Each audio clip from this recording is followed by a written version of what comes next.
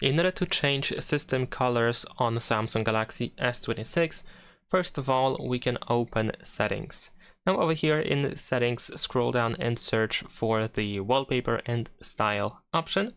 After that, we're gonna go to the Color Palette, and of course, you should be able to enable the Color Palette in order to change system colors.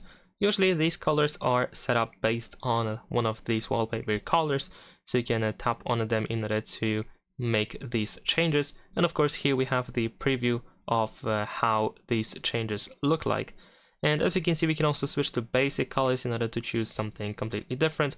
We can also use one of these two colors over here.